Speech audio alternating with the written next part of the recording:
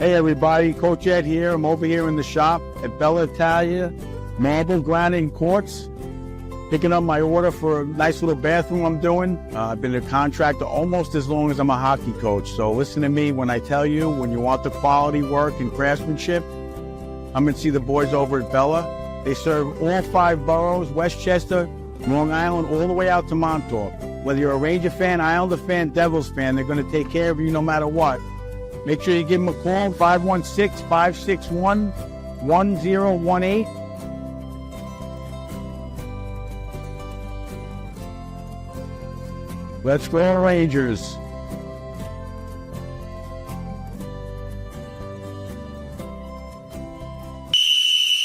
All right, boys, bring it in.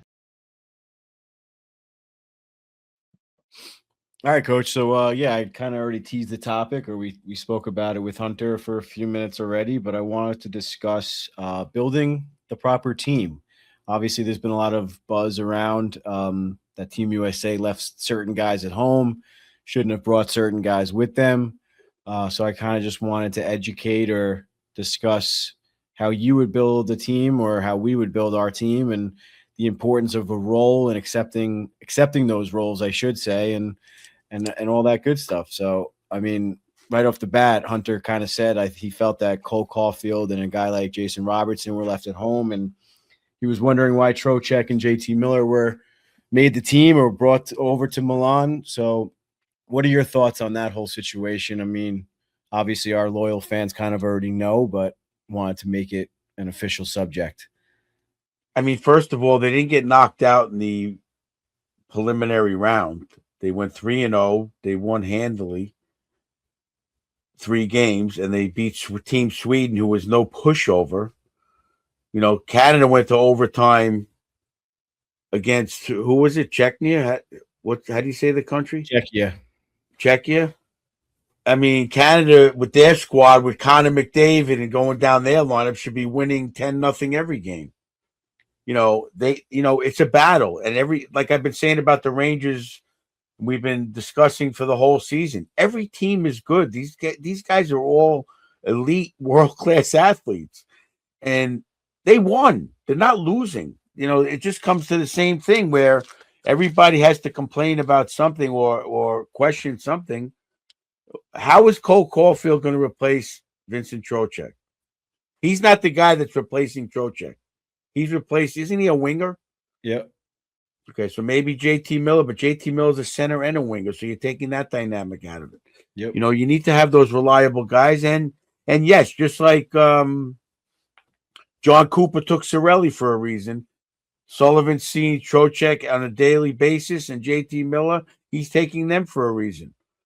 And obviously Bill Guerin bought into it as well. I'm sure Bill Guerin had a say in it. So, you have to build a team on reliability, on the compete level. JT Miller is going to dive and block that shot with his face if it means winning the gold medal.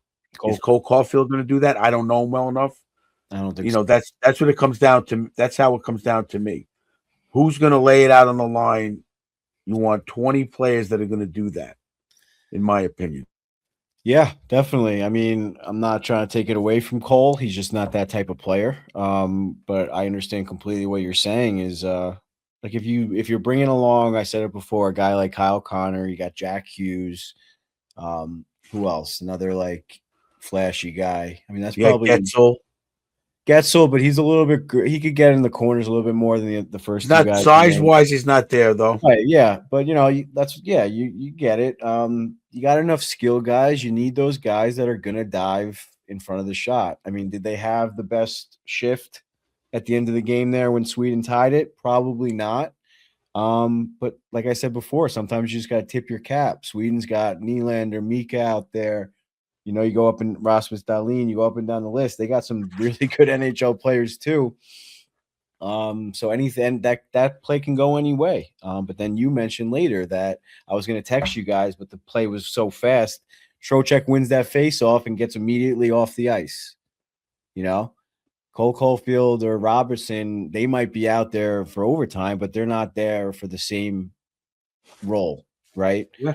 Like if Sweden wins that face-off in overtime, possession means everything, right? I mean, I think that faceoff actually Trocheck, they won it and they brought it right out of the zone immediately. So they didn't even You like get try to off. put, yeah, they didn't even try to put the pressure on. They brought it out of the zone so Trocheck can get off and they Yeah. bring the skilled player on. And then if there's another whistle, Trocheck or JT Miller might come back on. Where Austin Matthews and Eichel are really good at faceoffs too. But that's what we keep saying on all of our shows is you have to be strong up the middle. The Team USA has Matthews, Eichel, Trocheck, Miller, and who am I missing? I I guess forget who the. technically Hughes is a center, but who's playing center on the fourth line? Is it Miller right now? I think it may be Miller.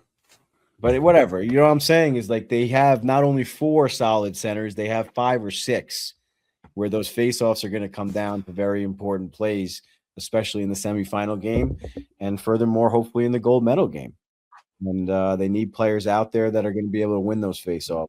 Have a bad game in the dot or Eichel, whatever. You got other guys that could do it. Yeah, and getting back to the choices, like there was not a controversy discussion on the radio about Austin Matthews being named captain. Oh, They just felt that he was captain of 4 nations. He had some unfinished business, and then there was an interesting comment I heard as well during that discussion that Phil Esposito, his big quote is, "One captain doesn't win the championship. You need 5 or 6 captain attitude guys." Right.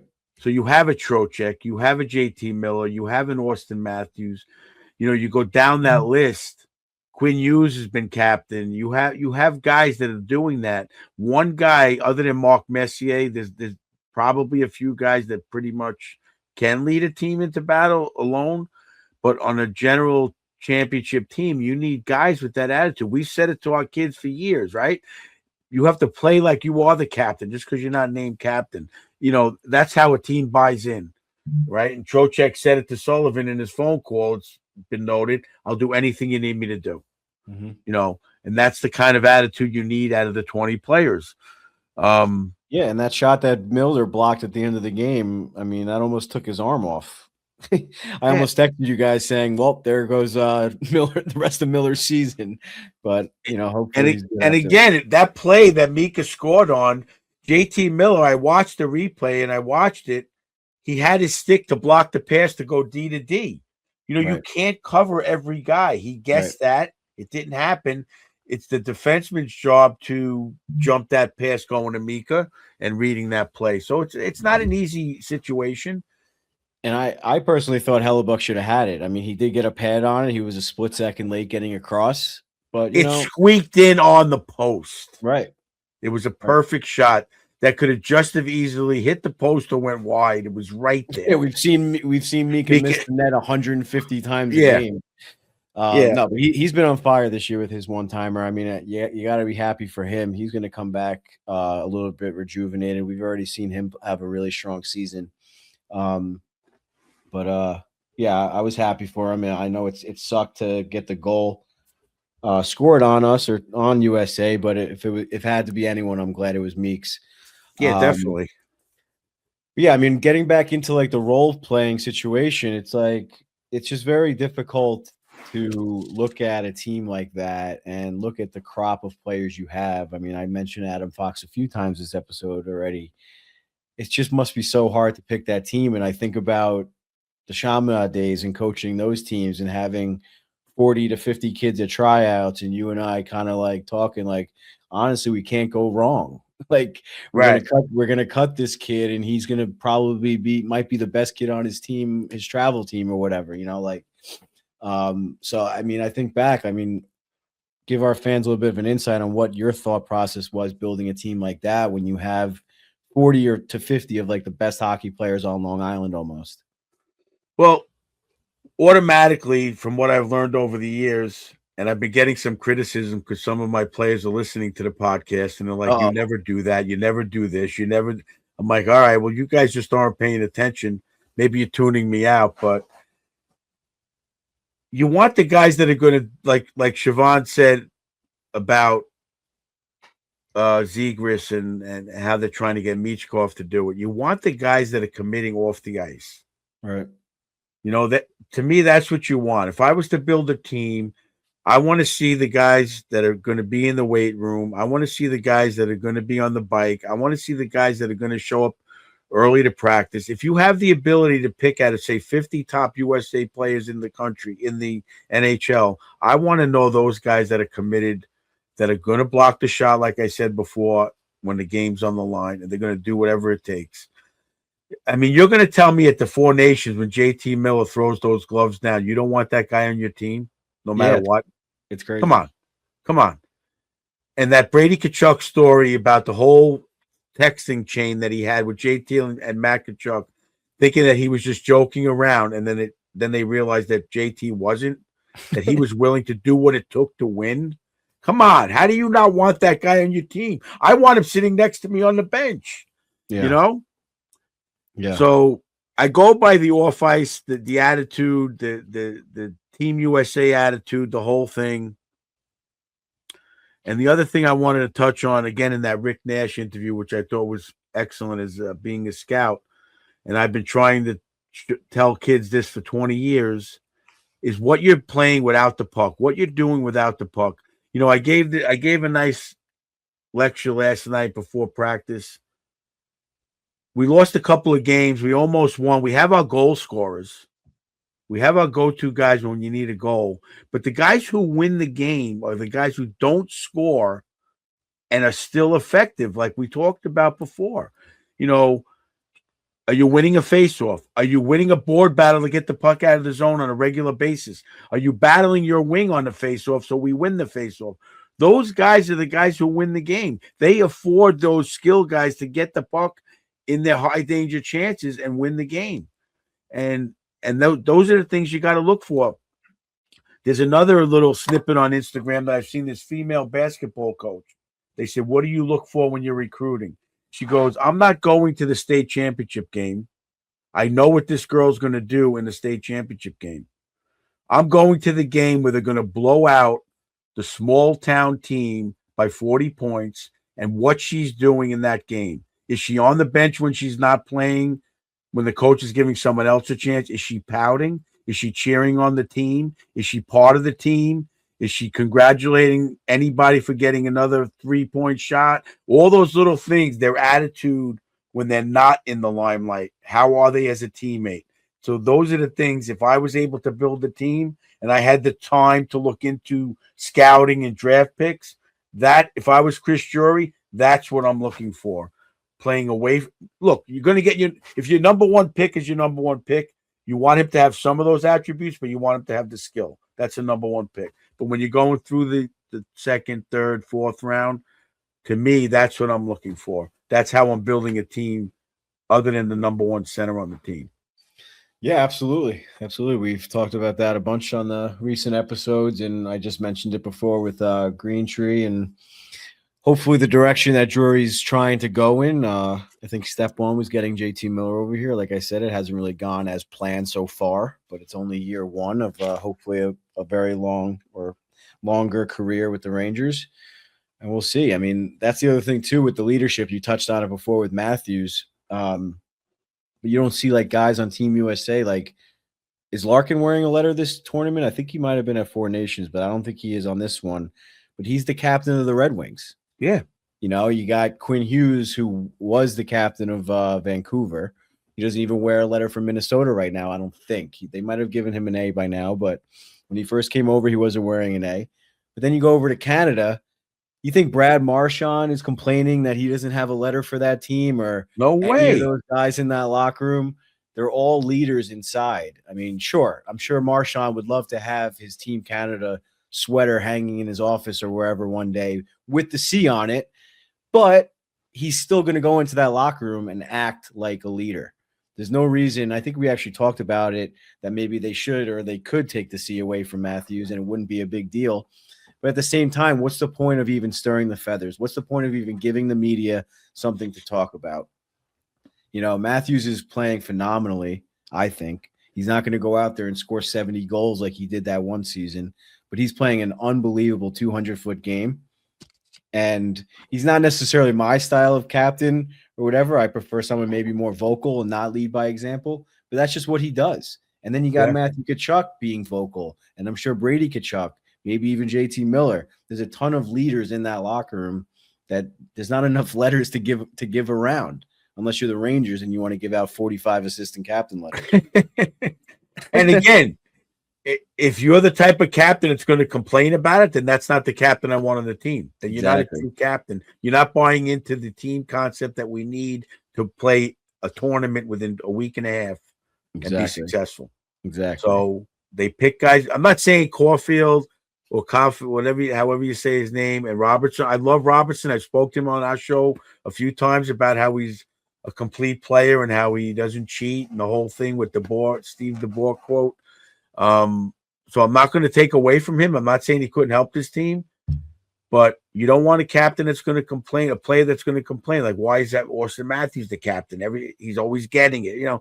Just play the game, get out there and play, and that's what these guys are doing. Yeah, those are the guys you want, and so far so good. We'll see how it goes. Well, like you said, they're winning, so I don't know. I mean, most of the complaints were before the tournament. We just haven't really been on. We haven't been on since the tournament started. So we'll see what the complaints are after. There hasn't really been much about Austin Matthews or anybody so far, but we'll see. To me, I think the Kyle Connor experiment is probably over. I think if anything, that's the mistake, bringing him maybe instead of Robertson or Caulfield. Yeah, that I would agree. Or Caulfield. But whatever. Like we said, if they win, they did it right. If they lose, there's always going to be question marks. Before we cut it off, I got an interesting story about Sully when he was a player. Well, speaking of EJ, real quick, he's been doing a recap after every single game. Yeah, I've been watching it. Oh, he's the best. He breaks down the entire game. Yeah, he's awesome. Shout out to EJ. What were you going to say? So they interviewed Mike Johnson. I don't know if everybody knows who Mike Johnson is. He's on NHL Network a lot. Isn't he one of the color guys? No. I'm confusing him with someone else. No, Mike, you'll know him if you saw him on NHL Network. I hear him on the network on the radio all the time. He's a former number 1 pick in the league. I don't know about first overall. I believe from Minnesota back in the day when they were the North Stars. So towards the end of his career, Sullivan's on the Coyotes. He's a third or fourth line center. Mike Johnson's towards the end of it. He's bouncing around the league, gets to the Coyotes. They put him on a line with Sullivan. And Sullivan's playing the game as a third, fourth line the way you're supposed to play, where he's dumping and chasing, killing the clock for the first line, the way that we always talk about. And they go in on a 3-on-2, and Mike Johnson has the puck and doesn't dump it in. So they get back to the bench, and Sullivan doesn't yell at him, but says to him, Johnny, you gotta dump that puck in. And Mike Johnson's like, Sully, we're allowed to score. It was a 3-on-2. We're allowed to score. I thought it was hysterical when he told that story. He obviously told it a little better than I did, but secondhand. But I just thought it was hysterical. But that's the kind of person Sullivan is. He wants the game played the way A, B, and C. You could see the way he talks, and I just thought that was a very interesting story. No, that's great. That's funny. Yeah, I love. We talk about it all the time, but NHL Network radio, especially during the Olympics now, it has been great. They got obviously a lot of good guys talking about a lot of different subjects and bringing it. So yeah, I think that pretty much wraps up Coach's Corner. You have anything else to add? No, that's it. Those notes. I had the Nash thing. I thought was a very interesting interview that he's involved back there. He was on the prospect segment on Sunday morning or Saturday morning. You have any good quotes? Talking about scouting. You have any good quotes from Sully or anything? You gave us one before. No, I haven't really been following the press conferences. Like I said, it's been a little hectic. I've been a little busy running around. It's our last weekend. Stony Brook goes into playoffs tomorrow, Friday night. I don't know if you're going to be heading home Friday night. We're playing at the Ice Hutch at 5:45. Oh wow, it's an early game. I should be heading home tomorrow if all goes according to plan, but I'll keep you updated. I feel like we had a good quote from Sullivan that I texted in the chat, but I forgot what it was. Brock Nelson is that other center that we were missing. There you go. Looks and having a great tournament. He's centering the fourth line, I think. Yeah. Trocheck's actually listed as the 13th forward. Yeah. Clayton Keller came in, and that's who I guess Connor came out for. So we'll see. So yeah, we'll see what happens. I mean, fans, just keep an eye on those little things. I mean, if you're questioning why JT Miller or Trocheck are out on the ice in the last minute or minute and a half of the game, I mean, it's not because they're the best players on the ice. It's because they're probably the best players on the ice in the faceoff dot. Those faceoffs are very important. If Team Sweden wins one or two of those faceoffs in overtime, you really have no idea what could happen. You never know. It's all about possession in this game, especially in overtime. And that's why they're on the team. So. It's so funny. It's so funny because one thing I learned a long time ago, and I always drill into my centers, if I call a timeout, what's the center's responsibility on the defensive faceoff? Stay with the center. And that guy let Dylan Larkin go. I forget who it was. Yep. Couldn't hold on to Dylan Larkin for 1 second, and he got the deflection. Yep. So I think it was just goes to show you. Well, Darlene's a defenseman, but yeah, the center should have had him from the start. Yeah, he got the jump on him. Yep. Yep.